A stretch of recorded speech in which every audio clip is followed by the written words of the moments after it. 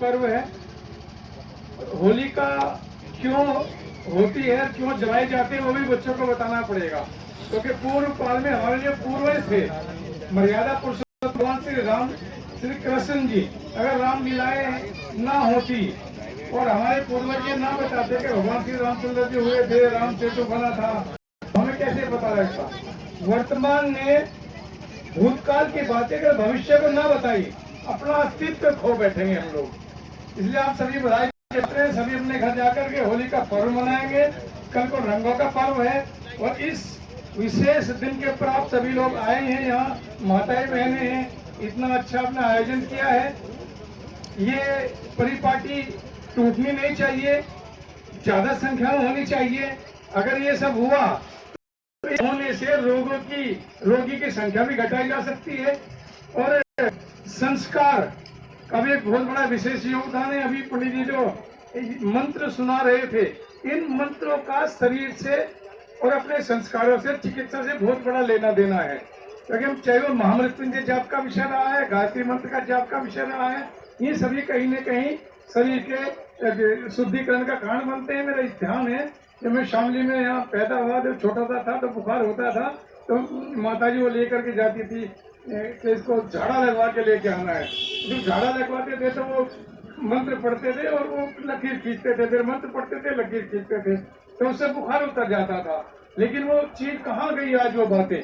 आज जितने हॉस्पिटल्स भारत सरकार ने, स्टेट गवर्नमेंट्स ने बढ़ाए हैं, लेकिन क्या हॉस्पिटल की संख्या बढ़ाने से रोगी की संख्या घटी? रोगी की संख्या तो नहीं घट पा रही। जहाँ जहाँ भी हॉस्पिटल से भारी संख्या में लाइन लगी रहती है। कई बार के लिए हमारे पास भी लोग आते हैं, जी ऑल इंडिया मेडिकल एसोसिएशन दिखाना है, इसको भर्ती कराना है, लेकिन इतनी भीड़, इतनी सारी मारामारी। अगर हॉस्पिटल की भीड़ घटानी है तो हवन को हर घर के अंदर हर हफ्ते करना पड़ेगा, तो रोगी की संख्या घट सकती है।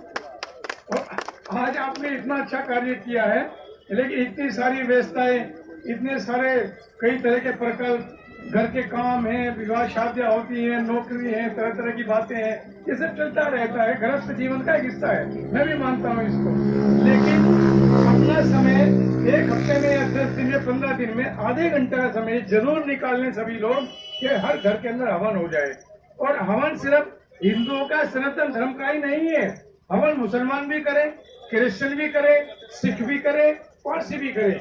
क्योंकि हवन और गाय सनातन धर्म का एक तो ऐसा ही नहीं कि हिंदू ही करेंगे, इसको धर्म से बाहर निकल के स्वास्थ्य से जोड़ करके चलना। अगर कोई गाय का दूध मुसलमान भी पिए तो गाय मना थोड़ा करेगी, तो निकाल के कोई पिएगा, उसको भी लाभ करेगा। इसलिए गाय और हवन, ये दोनों चीजें राष्ट्र को साथ लेकर के मानव जाति और जीव जाति का उद्धार करने का कारण बन सकता है, सिर्फ सनातन धर्म या हिंदुओं का ही नहीं है। ऐसे ही होली का है, हम लोग पूरे राष्ट्र को सूचना देते हैं कि होली का पर्व है, हिंदू मुस्लिम सिख ईसाई सभी आकर के टीका लगाएंगे।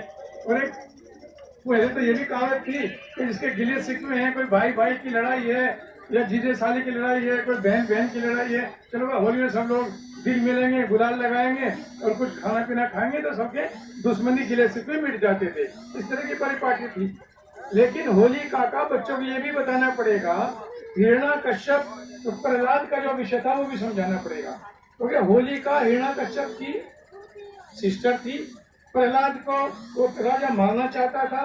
कई प्रकार के प्रयत्न करने के बावजूद भी प्रहलाद भरत को नहीं मार पाया, तो उसने ये किया अपनी बहन को कि उसको वरदान था कि आग तेरे को जलाएगी नहीं। लेकिन एक राक्षस के घर में देव पैदा हुआ, इसको समझाना पड़ेगा बच्चों को। एक देव पैदा हुआ तो उसने अपनी बहन को कहा कि लकड़ी का बहुत बड़ा ऊंचा टिल्ला बना करके इस मेरे बेटे को लेकर के गोद में तुम बैठो, क्योंकि तुम्हें वरदान है इस बात का कि तुम जलोगी नहीं, ये जल जाएगा, तो ये भगवान श्री राम का, भगवान सत्यनारायण का नाम लेना बंद कर देगा। लेकिन अगर किसी ने कोई शक्ति किसी को दी है और उसका अगर दुरुपयोग हुआ है तो वो शक्ति उसको छोड़ के चली जाती है, ये भी इससे संदेश जाता है।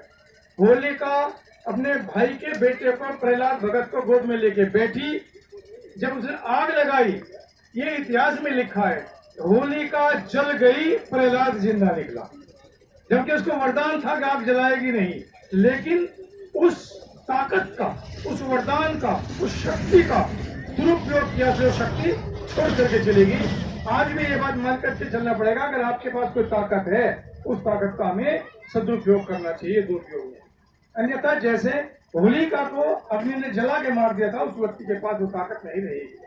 उसी दिन से होलिका का पर्व मनाया जाता है। ये बात बच्चों को बताई जानी चाहिए कि आज होली का पर्व है। इसके लिए क्यों मनाया जाता है कि कोई भी व्यक्ति किसी भी धार्मिक व्यक्ति के साथ उद्दंडता के तहत, बाहुबल के तहत, धन बल के तहत, खानदान के बल के तहत, जाति के बल के तहत, राजनीति के तहत या नेता में हूं उसके बल के तहत किसी भी व्यक्ति का शोषण न करे, नहीं करना चाहिए। अन्यथा वो चीज उसको छोड़कर दे जाइए जिसके दम पर उसने गरीब, शरीफ, मजलूम, इज्जतदार और धर्म के व्यक्ति का शोषण किया। ये धर्म से जुड़ा हुआ विषय है, बाहुबल का, ताकत का नहीं है।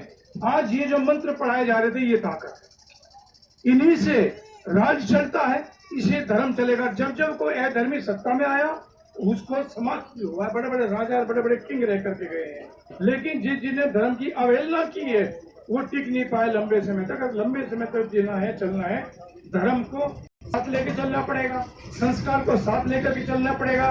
मैं राजवीर जी को फिर तहे दिल से धन्यवाद देता हूँ। बहुत अच्छा कार्य इन्होंने राष्ट्र का किया है। ये एक व्यक्ति का नहीं, ये राष्ट्र का है। परमपिता परमेश्वर इनके परिवार को, इनको और ज्यादा शक्ति दे, और ज्यादा इनको आयु लंबी दे, और इसी तरह से इनके साथ ये लोग जुड़कर चलते रहे। और जितने भी लोग आज यहाँ हैं, ये लोग आगे भी इसी तरह से ये यज्ञ पूरे बागपत में नहीं, पूरे वेस्टर्न यूपी के अंदर हर गांव के अंदर होने चाहिए। इसकी परिपाटी बढ़नी चाहिए। आप सभी का आभार, आप सभी का धन्यवाद, क्योंकि धूप भी है, होलिका का पर्व भी है और मुझे भी दिल्ली जाना है। होली मिलन का प्रोग्राम है आज का, और कोरोना काल भी चल रहा है, सोशल डिस्टेंसिंग और मास्क भी अनिवार्य है। तो ये सब चीजें, क्योंकि आज यहाँ हवन हो रहे हैं इसलिए हम लोगों ने भी मास्क नहीं लगाए, उन्हें तो तरह तरह के क्वेश्चन पैदा होंगे, लेकिन मास्क का मैं भी उत्तर दे देता हूँ, इसलिए नहीं लगाया कि यहाँ जो धार्मिक मंत्र हो रहे हैं और हवन हो रहा है, यहाँ कोरोना आएगा ही नहीं। तो जहाँ जहाँ तक हवन की अग्नि जाएगी वहाँ कोरोना नहीं रहेगा। इसलिए सरकार की तरफ से ये बात मैं स्पष्टीकरण देता हूँ, क्योंकि सुबह अखबार में फोटो छपेगा, टीवी पे जाएगा, तो बड़े समझदार लोग हैं जी भारत के अंदर, कुछ बहुत ज्यादा समझदार हैं। परमपिता परमेश्वर कुछ ज्यादा समझदार लोगों को ज्यादा लंबी आयु दे। तरह तरह की बातें होंगी, सोशल डिस्टेंसिंग नहीं की और मास्क का प्रयोग नहीं किया, उसका जवाब मैं दे रहा हूँ कि यहाँ इस क्षेत्र में जब तक कि हवन की वेदी पे अग्नि प्रज्वलित होती रहेगी, कोरोना नहीं आएगा। ये बात मैं भी कह रहा हूँ, राष्ट्र को भी इस बात का समर्थन करना चाहिए। आज सोशल मीडिया का जमाना है, इसलिए सोशल मीडिया पे भी ये बात आप लिख करके डाले बाकायदा, हवन के करने से कोरोना से सुरक्षा हो जाएगी। लेकिन हवन करने से सुरक्षा तो होगी, इसका मतलब ये नहीं है कि सोशल डिस्टेंसिंग का पालन भी ना करें और मास्क ना लगाएं, वो भी लगाएं, लेकिन इससे जहां जहां ये होगा वहां कोरोना नहीं आएगा। हवन होने चाहिए और कोरोना काल से जल्दी मुक्ति हो। मुंबई में फिर लॉकडाउन हुआ है रात के लिए, नागपुर में हुआ है, गुजरात के अंदर हुआ है, लेकिन यहाँ मैंने देखा यहाँ कहीं मास्क का बात पर वगैरह हम देखा नहीं, क्योंकि ये जो क्षेत्र है, ये जो भूमि है, ये इतनी कैडी भूमि है कि इसका मुकाबला नहीं है।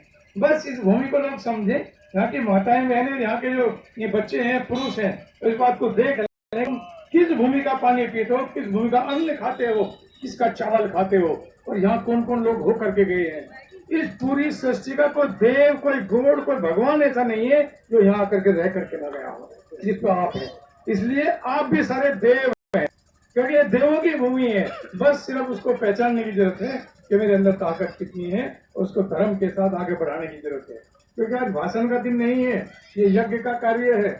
आप सभी को आभार, आप सभी का धन्यवाद। यह परिपाटी होनी चाहिए, यज्ञ यहाँ होने चाहिए, गायत्री मंत्र का जाप होना चाहिए, देसी गाय का पालन होना चाहिए। जिसके घर में जर्सी गाय हैं